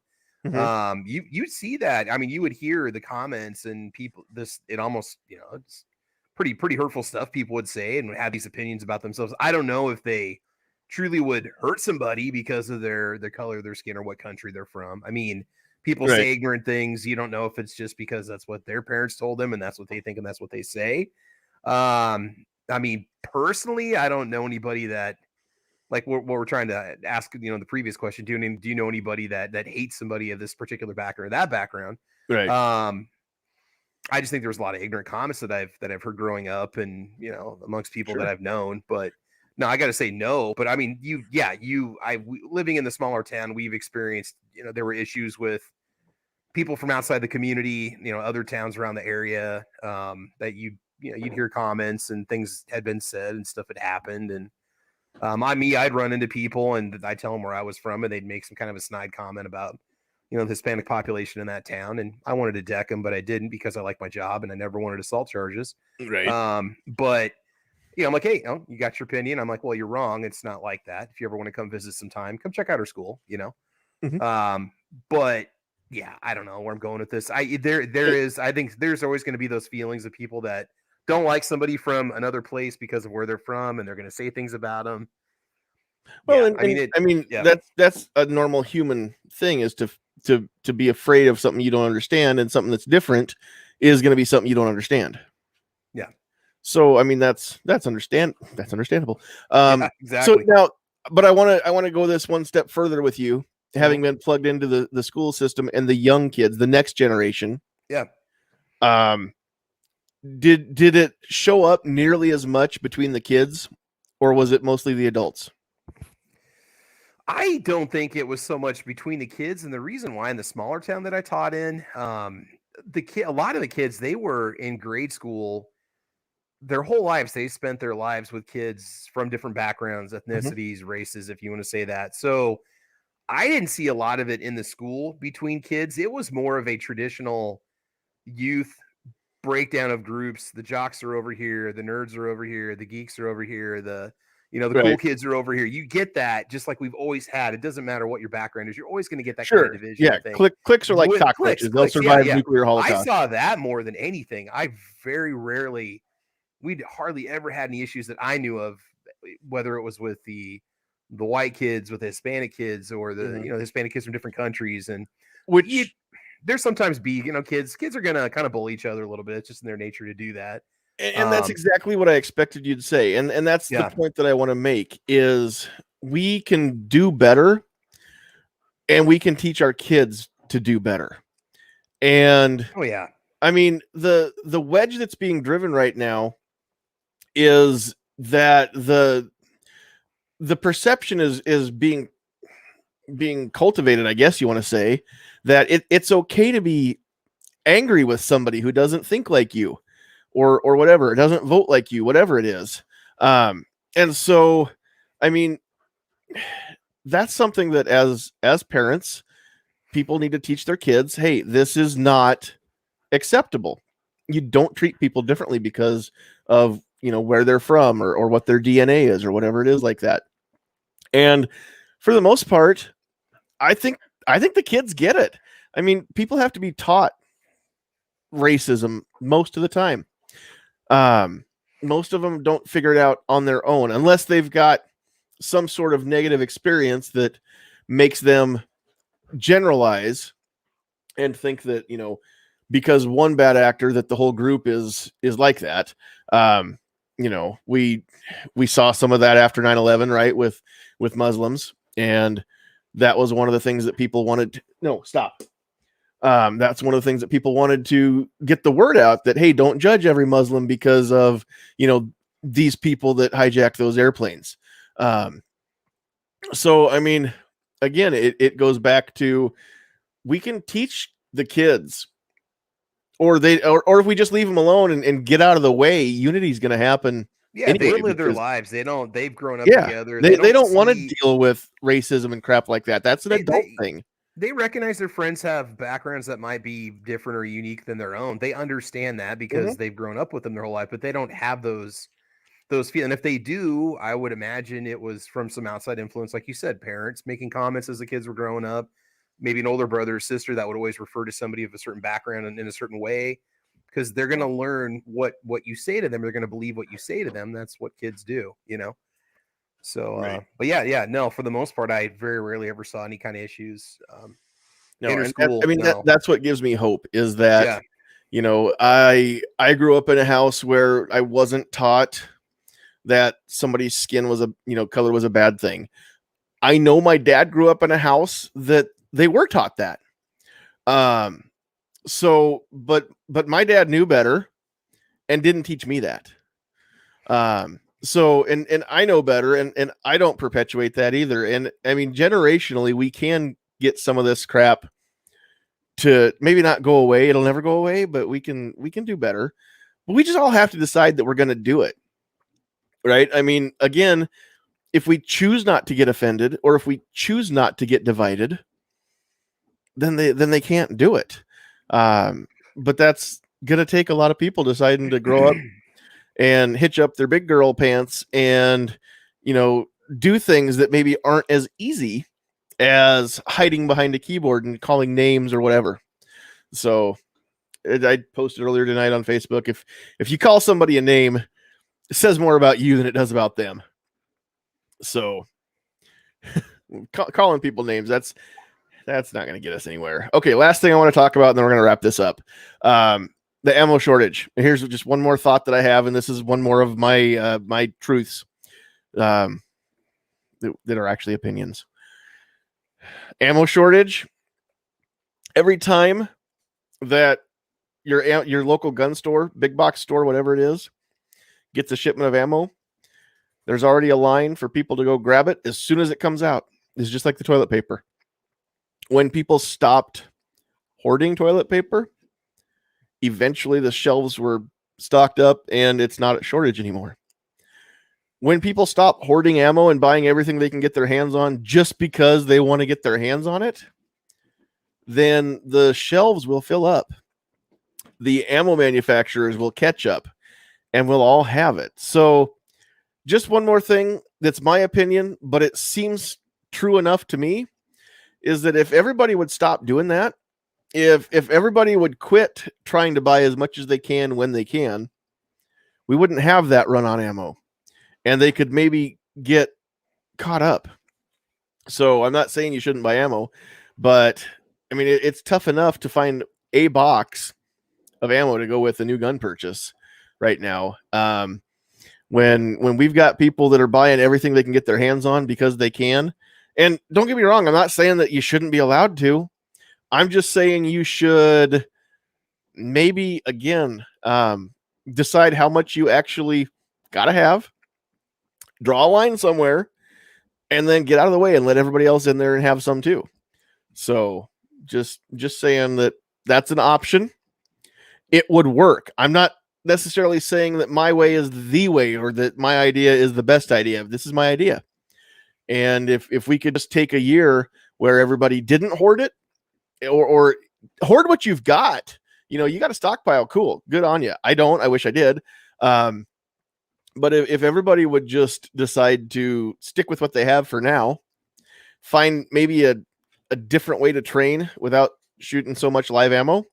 And maybe next week we might cover that. We might talk about alternatives to live fire practice. But after a year of everybody deciding not to hoard it or panic buy or whatever, or buy as much as they can as often as they can, then I think we would see everything kind of level back out and be normal again. So define hoard, though, because some people might think what I do is hoarding. And like, I'm not going to go online or say on the internet how much I have. I have more than probably a lot of people, but I have less than a lot of people. So where do we draw the line at hoarding? I can't be the one to say that. You've got to decide that. That's just it. That's why I'm not saying that my idea is the best idea, but it's an idea. But I'm just going devil's advocate here. You got to decide, realistically, how much do you really need to have? Do you need to have 10,000 rounds of every caliber?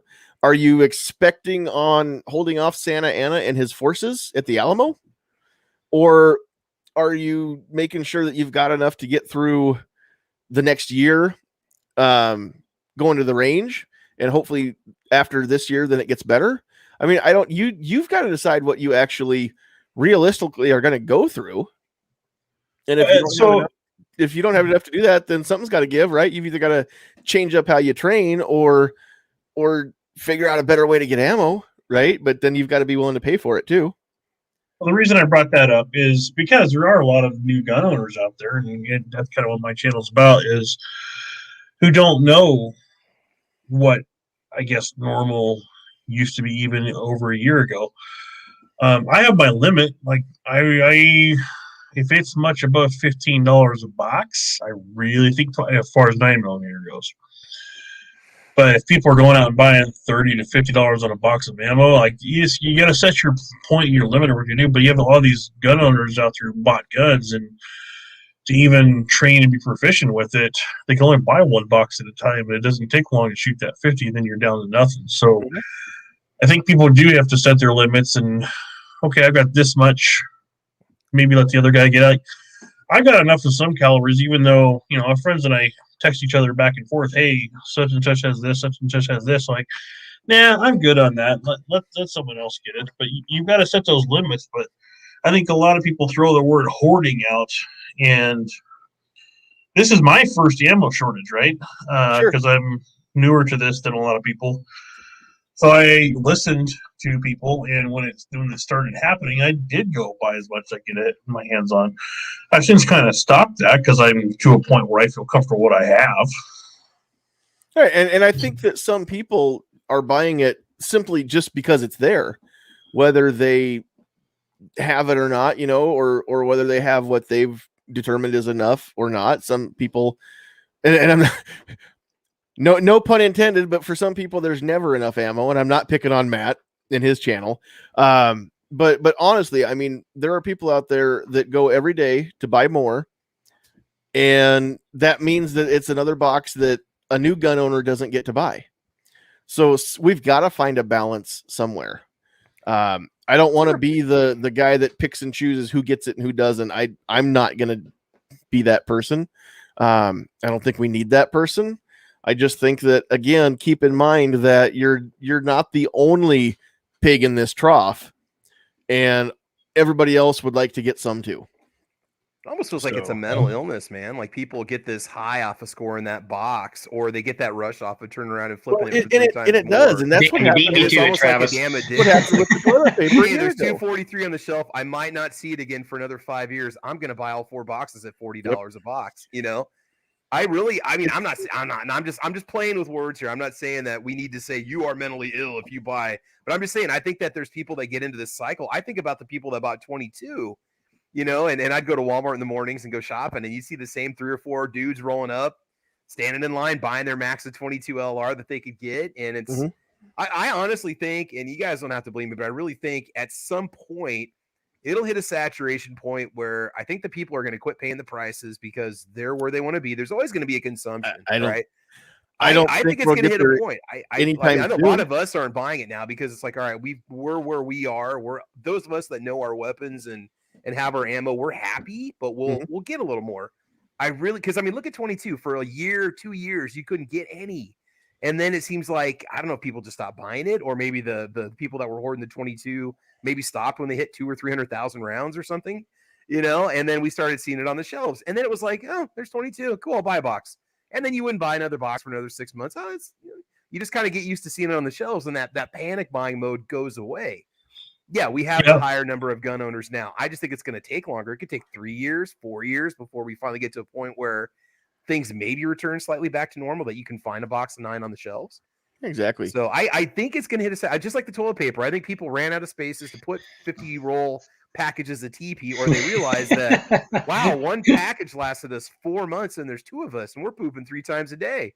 I think that you just kind of hit a point where it's like, okay, I don't need to spend money on this anymore. I'm okay. Right. No, Yeah. and that's what we need to get to, is that, but we'll get there faster. The faster people get to that point is, I guess, the point that I want to make. I'm not saying that everybody should do it, or that everybody should always listen to my ideas, but I'm saying that I think it's the truth that if people would decide, find another alternative to live fire training, because it sucks. Everything has sucked for the last year. Embrace the suck and learn to deal with it. It's reality right now. We don't always get to do everything we want to do, right? That includes shoot cheap ammo at the range. So those of us that are gun people, we had our golden age of cheap ammo and guns, and we knew it, and we talked about it. And those of us that were smart stocked up on it with what we had for resources. We bought it when we could, because we knew it's like, okay, after going through a couple scares, ARs are $350, case of 9mm, $200 delivered. I'm gonna go buy it. I mean, that's kind of what my thought was. I'm like, and hopefully in 10 years we're back to that cheap ammo, cheap firearm point again. I mean, those of us that have been through it, we're all gonna be grabbing that stuff, and other people have to learn the hard lesson, and that's the way the world works. But I'll be the first to admit, like, what I buy the most is what I shoot the most is 22 and 9mm. Mm-hmm. So 22, because the kiddo and I like to go out and shoot, and that's kind of it's been our thing to keep sane, because you can't go to a movie theater, that sort of thing. We like to go to our outdoor range, and most of my handguns are 9mm, so I buy that. But I'm also the idiot that started 2 new calibers during a shortage.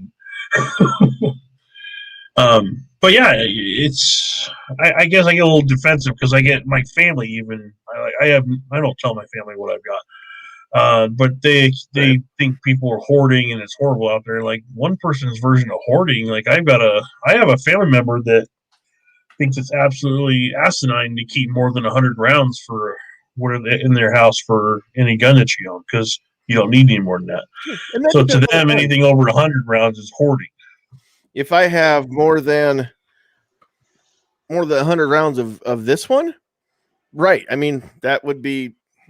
I'm not going to shoot 100 rounds of that once my rifle's sighted in. 100 rounds of that. I mean, once my rifle's sighted in, 2 boxes will last me most of the rest of my life. Unless I just want to go have some fun with it or whatever. But I'll spin it this way. Let's try putting it this way: a comfort level of ammo. What you are comfortable. And that again is relative. Yeah, exactly. Just like Defense Dad said, I got back into the AR game here just not too terribly long ago, right in the middle of an ammo shortage, and it's like, me too. How much do I actually spend on this thing for ammo wise? Because everything else is okay as far as like little upgrades here and there is not bad, but as far as the ammunition and everything like that goes, and I paid more than probably what I should have on some of it, but at the same time, I have a comfort level of what I like to keep around for certain calibers. Hunting around my hunting guns, not so much, because I'm only pulling those off the rack once, twice a year, versus my Predator gun where I'm shooting coyotes and possums and stuff like that. But the AR is like, yeah, I would like to train with that a little bit. I would like to get comfortable with the gun and be able to shoot it reliably and comfortably just whenever I pick that gun up. because that's the one that I'm going to train with, and that's the one that I'm probably going to be using the most. So Yeah, right, exactly. It's kind of a comfort level thing too, but at the same time is exactly what you said too. Using the most, so it's kind of a comfort level thing too, but at the same time is exactly what you said too. Well, so we get some echoing. Yeah, I didn't mean to get all defensive about it, but I just wanted to, because there are those people out there that have no idea what hoarding actually would be. I don't have 10,000 rounds of any certain caliber, but there's right. That's right. Sometimes I wish I did, but that would be nice right about now. All right, the dog is getting restless, the cat's getting restless, and it's time to wrap this up so that we can just unpen the animals here. So real quick, we'll just give everybody a chance to have any final thoughts here. We'll kind of go back around the horn real quick. While we're doing that, Sandhills Sweetheart's going to get the list ready for us. So let's see. We introduced people in one order. We'll go backwards next, getting people back out. So Pat, we will go to you here. Any final thoughts? Where can people find you if they want to find out what you've been doing and hear more from you? I just wanted to say thanks for having me on tonight, John, and thanks to all the fellow Nebraskans in the panel tonight. It was definitely a Nebraska packed house, but that's all right because I don't mind hanging out with fellow Nebraskans. So, but yeah, I'm on YouTube. Haven't made a video in a while. I'm right in the middle of calving season, so it is really hard for me to do just about anything except family and calving. Right. So, but anyway, hopefully here in the early spring, I'll be able to break loose on some stuff. I've got some stuff recorded, just got to do the editing and just get it uploaded and stuff like that. But anyway, just like the sponsor tonight, Decoding Firearms, very good just as a refresher course, even to us older guys that have been around guns for a long time and everything. So definitely check the book out and go get some of that lovely merch right there. Please. So, but yeah, definitely check out everybody's YouTube. Travis and Defense Dad, they all put out great content. So go check their stuff out. And again, thanks for having me on again, John. Very good conversation tonight. You bet. Thanks for hanging out with us. All right, Travis, where can people find you if they want to hear more of what you have to say? Yeah, check out my YouTube channel, Travis P11, and I'm also on Gunstreamer, YouTube, GunTube, Facebook and Twitter, and Instagram, and all those links and everything are in my videos down below when you check them out.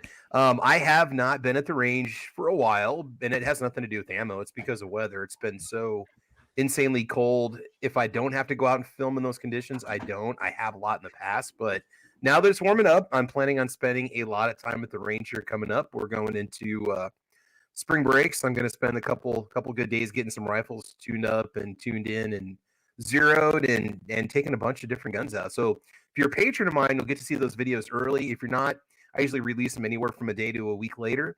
So I will be showing a lot more range videos. It's just been a matter of just weather and also daylight. It gets dark here in Nebraska at 5 o'clock in January. I can't really get out and shoot much, during the week. And on the weekends, the weather has not cooperated. So I'm going to play the weather card this time because I've shot out in the elements, and the older I get, the less I enjoy doing it. But I will be doing some pretty good range videos coming up. Got a lot of cool gear and equipment, guns we're going to be showing off. So it should be a good time. Can't wait. Cool. All right. And M. Gabriel wants to know what Saturday's topic is on Caliber Corner. We are talking about enhancements to your carry gun. Are they really necessary? Triggers, red dots, upgrading your sights, grip panels, Defense Dad, mag extensions. Do we really need them? Do we really? Man, I want to be in on this, but I've got to work, so I won't be there. Yeah, I mean, and I've got some modifications to my firearms that I've made, and there's some things I haven't done that I want to, and I don't know if it's really necessary, but not one of those things. Do we do it because we can, but just simply does it really make the gun better? That's a big question I want to ask. So that's a topic for Saturday. So we'll see where that takes us. Cool. Can't wait to go back and catch that one on the replay. Oh, yeah. All right. Well, thanks for being here, sir. Last but certainly not least, Defense Dad, where can people find you if they want to hear more about what you have to say?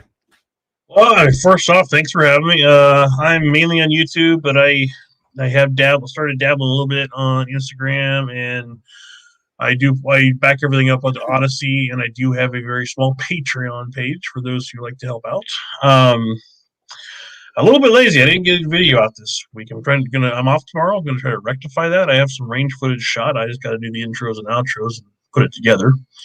Our work schedule kind of changed this week, so. Cool. But I've got some toys that I need to film and release and have some fun. But I also go to the exact same range Travis goes to, and yes, it's been damn cold outside. Yeah, I know it's nice, and I've got. We'll see what happens. This weekend I've got to work.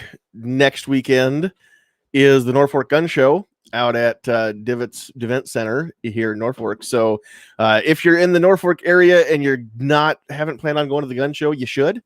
If you're not in the Norfolk area, but it's within driving distance or traveling distance, you should. It's a pretty good sized gun show anymore. And I don't think they ever have empty tables. I think they've got by the end of the booking period, I think they're turning people away. But I'll be out there with NFOA. We'll have a table and some stuff out there. We'll see what we can get.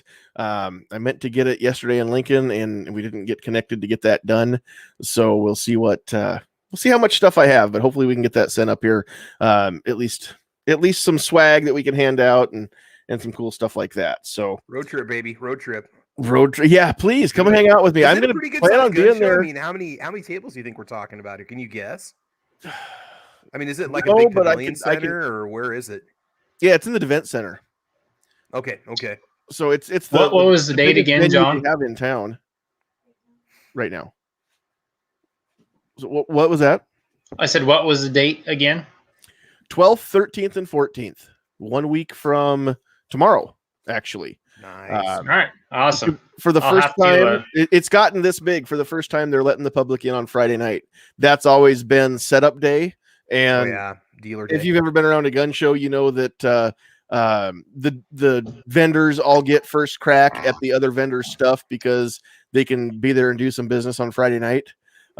This time, the public's going to be there on Friday night as well, and Saturday and Sunday. And I can't tell you the exact hours without looking. I think it starts at 9 in the morning on Saturday and Sunday. It goes till 5 on Saturday, 4 on Sunday, something like that. I don't remember the hours Friday night. But I'll post it up again on the Facebook page, and I will, I'll post something on the YouTube side too, on the community tab on my channel. So you can check that out. But I would love to have people come hang out and say hi. And I want to meet NFOA members. I want to meet people that know who I am. Oh, she got the hours. 5 to 8 Friday. 9 to 5 and 9 to 4. And then I was right. 9 to 5 on Saturday, 9 to 4 on Sunday. It's $5 to get in. There, dude. Yeah. I mean, you can't beat the price to get in there and just drool. Try to keep your drooling to a minimum, you know. Yeah, because that causes rest. I don't think they're going to require masks because we don't have a citywide mandate anymore. So we'll see what happens there. All right, we've got the list. Before I read that one more time, I do want to get this back up on the screen. Today's show is brought to you live on YouTube and Facebook by Decoding Firearms, an easy-to-read guide on general gun safety and use. Decoding Firearms is a comprehensive guide to aid new shooters and veterans alike to get up to speed on the safe use of guns. With over 115 illustrations and 266 pages of content, this book is very comprehensive. If you're interested in learning more about Decoding Firearms, you can visit johnpetrolino.com/decoding-firearms. Decoding Firearms is available for sale on Amazon as a paperback or full-color Kindle version. Be sure to pick up a few copies for your friends and family members that want to get into the shooting world. Decoding Firearms, get yours today. So, all right. We have the list. Turn around. John, turn around. Look behind you. You know what? She can't climb up there, and all right, man. And he can't claw her. So. Yeah, it'll be what it is. There. Now you guys can see it. They're gonna behave like cats and dogs. Exactly. Get bored. Dogs and cats living together. Angry kitty. Mass hysteria. It's anarchy. All right. Hey. Shh. All right. So real quick, so we can wrap this up. Liberty, no. On the Facebook side, we had Donnie and John Petrolino himself, the author of Decoding Firearms, out there. On the YouTube side, and again, if you didn't comment, we can't say hi. Kingpin, G23, Defense Dad, Tacos and French Fries, Pat Hirsch, Schofield 63, Guy That Comments, The Poor Conservative, Yehuda Reamer, Idaho Rogers USMC, M. Gabriel, Jay Brown, Mike, Blue Steel 44, CJ Huntress, trying to get her dad's attention. I think he ignored her for the most part. Keith Gregory, Gizzard Gary was out there, Tim Foley, Hawaii Volcano Squad, Armament and Axes, Mr. Big Kid was here, Patriot in the Dark was in the room as well. Thanks all of you for watching. I may or may not have said things that you liked tonight, but either way, go ahead and comment down below. If you weren't here for the live chat, you can still comment. Leave those comments. Like it, thumb it up, thumb it down, whatever you want to do, but that feeds the algorithm. So interact as much as you can. Please mash that share button. And I don't say this very often, but if you want to support us, you can go to Patreon and become a Patreon patron there. And we just don't require it, but we love the support. We love you being here. We love the conversation and the shares. I would much rather you just share this and help me grow it big than send me your hard-earned money. So go ahead and do that. Go to blackswantactical.com to get your swag. Don't forget the discount code Sandhills to get 10% off your swag, and you can help show support for Sandhills Sweetheart as well as as she fights. And I do my best to support her in her fight with non-Hodgkin's lymphoma, hence the lime green. So it's close. The stuff coming off the website, it's close to lime green. It's close enough that we're gonna take it. So.